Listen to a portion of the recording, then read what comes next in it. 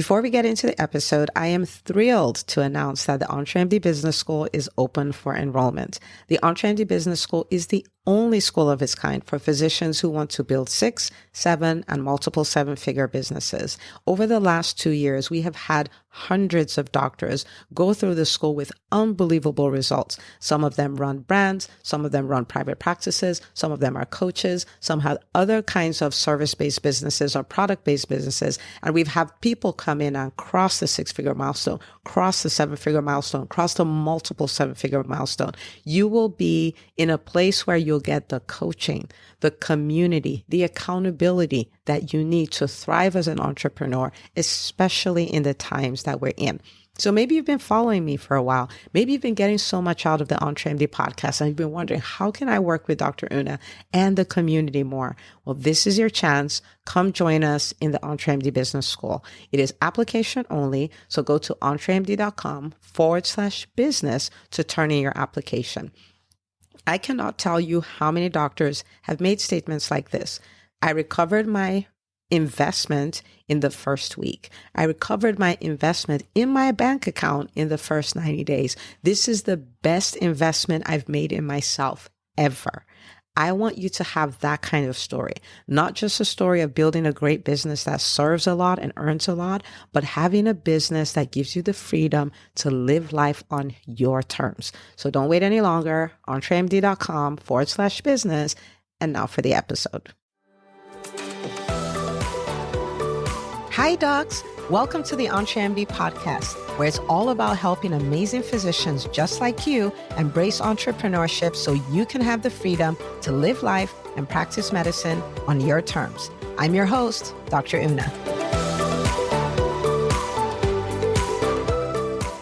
Well, hello, my friends. Welcome back to another episode of the EntreMD podcast. And I'm excited about this episode because I am just going to be taking you behind the scenes of some things that I have done in my business over the years and how it has created a ripple effect today. Okay. And, in the beginning of my business, like most businesses, it was a lot of hard work. It still is. It was a lot of hard work. And it's kind of like a plane taking off where there's a lot of work that goes into it and you're running the runway and you're burning fuel and all of that stuff, but you still aren't flying, right? But if you'll stay at it though, if you'll work the runway, you will fly. And see, that's part of the reason why I love what I get to do, because a lot of times I'm able to help people in that runway phase. I'm like, come on, you got this. This is what you need to do. This is how you make progress. This is how you measure progress. This is how you identify that you're doing the right things so that when you start flying, you're going to fly all the way to the highest altitude and then you're going to cruise. So that's what I do in the EntreMD Business School. That's a lot of what I do. And it's not unusual that someone's like, oh my goodness, I don't know. I'm not sure. And the next week, right? Because now they're off the runway. They're like, oh my goodness, this is the snowball you've been talking about. And I'm like, yeah, that's the snowball. It's so good. But I've been an entrepreneur now for 12 years, going on 13 years. And it's been, so fun, so fun. And I'm at a stage now that I can look back and I'm like, it was worth everything, because I'm at a stage now where I have financial freedom. I'm at a stage now where I have time freedom. And, for instance, I homeschool my older two. I have 4 children. I homeschool my older two. They're 14 and 12. And the babies still go to school, but I get to take them to school. And that is meaningful time for me because we have a whole little schedule. Like Monday, this is, who we watch. And Tuesday, we discuss scriptures. And, Wednesday, we do a memory verse. And then Thursday, they get to watch this little movie thing on the way to school. And on the way back, we have all these conversations. And it's been such a beautiful time for my family. And one of the reasons why this is so meaningful is because in the beginning, I was working the practice that had just started. I was working the urgent care, so we wouldn't have to take these humongous loans. And I didn't see them a lot. I mean, I saw them, but I had a lot on my plate. And to be in this time where I'm always with them. And even when I would do trips and go and speak and stuff like that, my oldest, I'd take her with me. And it's such a beautiful time. Beautiful time. And I say that to say, if you're in that space where it seems like a lot, it gets better. Like it's totally worth it. Totally. And so today was, is a fascinating day. And I remember just coming back. I'm like, wow, Lord, thank you. This is beautiful because I, did my morning routine, did all of that stuff, so did the prayer, did the meditation, took a 35-minute brisk walk, drove the kids to school, called my mom on the way back. My mom lives in Nigeria. So called her, we talked, and then came back and did a meeting. And it's so strange. At my kids' school, it was Grandparents' Day. And my daughter, my 7-year-old who was having Grandparents' Day, was like, well, I don't have a grandparent here, but they said I could bring a family member. Can my sister come? So who's the older one who's being homeschooled, my 14-year-old? And I'm like, sure. And it's at 11:30. So I dropped them in school, came back, and then 11 o'clock, I drove my older daughter, to go represent the grandparents. And she did that. And I stayed in the parking lot, found a nice, cool place to park, and I was there. I had a meeting that was supposed to be happening. So my assistant came and met me in the parking lot, and we got in the car, did our meeting. By the time we were done with our meeting, my daughter was done being the grandparent. We came back home. And then I continued to do my work. Like I have the flexibility. And so this is business and bonding and everything happening at the same time. It was just such a beautiful day. Okay. And the reason why I tell you all of this is you can have your version of what that is, right? That's my version. You can have whatever. But I want to show you how to start that process even today, right? I want to show you how to take your time where you're able to do the things you need to do with your business, but your business doesn't overtake your life, right? Because as an entrepreneur, it can, right? Because you don't have a boss saying clock out or clock in or any of those things. And so how do you get more time? How do you get more time? You can use it for personal development. You can use it to relax. You can use it to spend time with your family. You can use it to explore the world, whatever you want to do with it. But you want to start building that habit from the beginning, okay? All right. So the first thing I want to do is I want to tell you about Parkinson's law as far as time goes. It says that work expands so as to fill the time available for its completion. Okay. So if you have 1 hour for a task, 1 hour is what it will take for the most part. Like understand the analogy here. And if you have 5 hours for the same task, it will take that much time. This is why the day before vacation is research shows that this is one of the most productive days ever because now you have a timeline, you have a deadline, and all of a sudden you're able to do all of that stuff that you've been procrastinating on for 3 or 4 months right before you go on vacation. Okay. So if that's the case, if time will fill it, then how do we manage? Because now time, if work would fill it, then that means that time is not the problem. It's the management. It's how we manage the time, right? Okay, so let's look at it this way. I want to show you how to create hard stops, okay? So that your time, your work doesn't overflow into time that is required for other areas of your life, okay?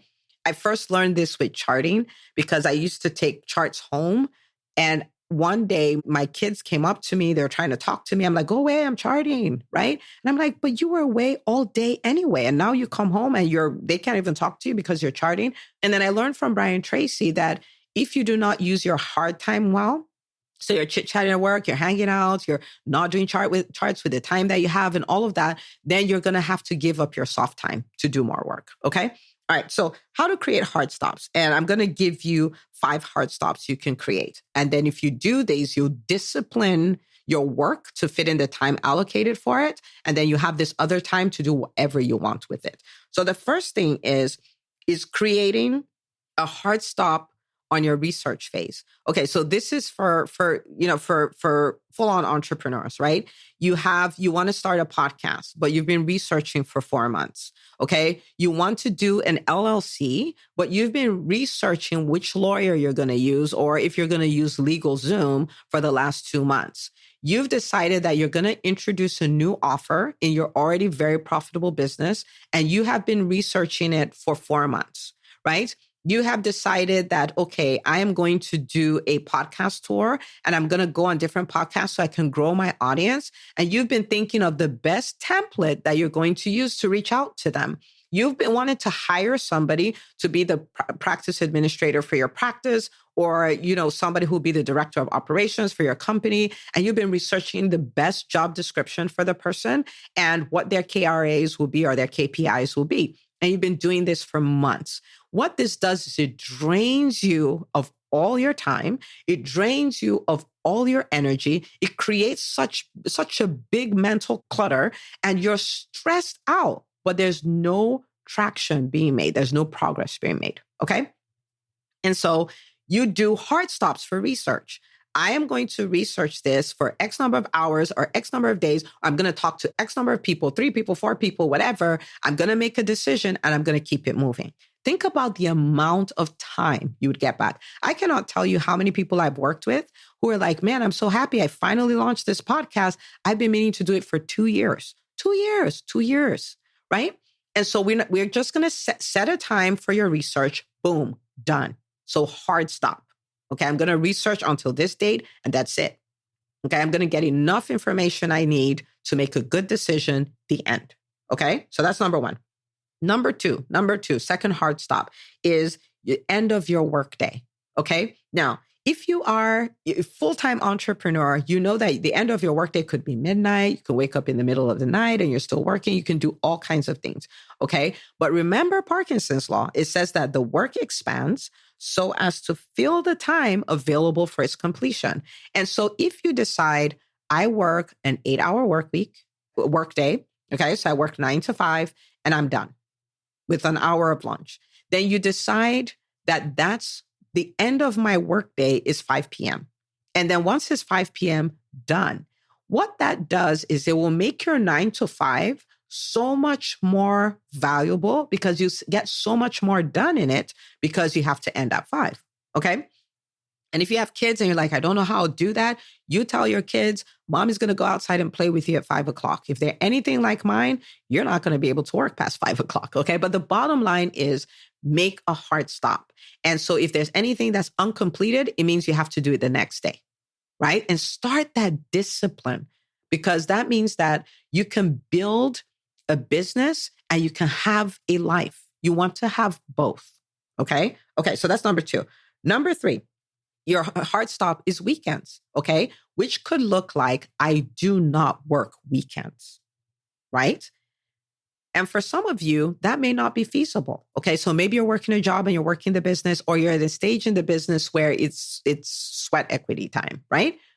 If that's the case, then you have a hard stop for when you stop working during the weekends, right? And so that could look like, before the kids get up, 8 to 10, 8 to 11, I do all my business stuff, boom, I'm done. That is the window over the weekend, okay? But if you do that, you can get so much done in 3 hours, right? And that means over the weekend, you have 6 hours. 6 hours of high quality work will move the needle forward in your business, okay? So you have that hard stop. So it's either you're at a stage where you're like, I do not work weekends, or you're in this stage where you're like, I have to work weekends. I need to work weekends with where I am, but this is a time block. You don't just work Saturdays, because again, the work will expand so as to fill the time available for its completion. Okay. So that's number 3. Number 4, vacation. All right. So let me tell you what I'm going to do the next time I make an annual calendar. And this is what I did this year. The first thing I do is I block off the times that I'm going to be on vacation. And depending on what stage you're in, this could be 2 weeks, this could be 4 weeks, this could be 6 weeks, it could be whatever you want. But you block off those times and you're like, I don't work here. I'm not scheduling anything here. There's not going to be calls here. There's not going to be meetings here. There's going to be nothing. This is my time. Okay. So you make that hard stop. Now, I will say this, okay? I will say this. This is a full confession. This is me. When I'm on vacation, I really find it difficult to turn it off completely. If I may be honest, I am not at a place where I'm like, yeah, I didn't take my laptop. I didn't even think of it. EntreMD, who is that? I didn't even remember that I had a business like that. I'm not there. I'm working on it, but I'm frankly not there. And I think part of the issue is, I'm an introvert, which means I really do my best work when I'm thinking. And I think best when I'm at the beach, I have white space, right? I think I download a lot of amazing ideas. And so what happens on vacation? A lot of times I'm at a beach somewhere, I'm taking these long walks and all of that. So invariably, all these things come up. And so what I have done, my hard stop, is I do what I told you about the weekend for the person who's working. So I'm like, okay, I don't want to not honor my family time. But at the same time, this is who I am at this point. This is my reality at this point. I just am not going to turn it off for 2 weeks. And so what I do is I may decide 8 to 10 is my time. Okay. So I typically would wake up about 6 and start my morning routine and all of that. And then 8 to 10 with no guilt, right? Because I used to have a lot of guilt about it. Like, you're working when you should be on vacation, da da da da. And so without any guilt, I would sit and enjoy working for 2 hours. And it's usually not very tactical things. It's more strategic type of things, which is great. And so I just stay in the zone. I love it. I enjoy it. And at 10 o'clock, I shut it down. And then I go be on vacation, right? So that way I don't feel the guilt. That way I still took the time off. And that way I'm just being me. Okay. All right. So that's what you can do. Number five hard stop. Okay.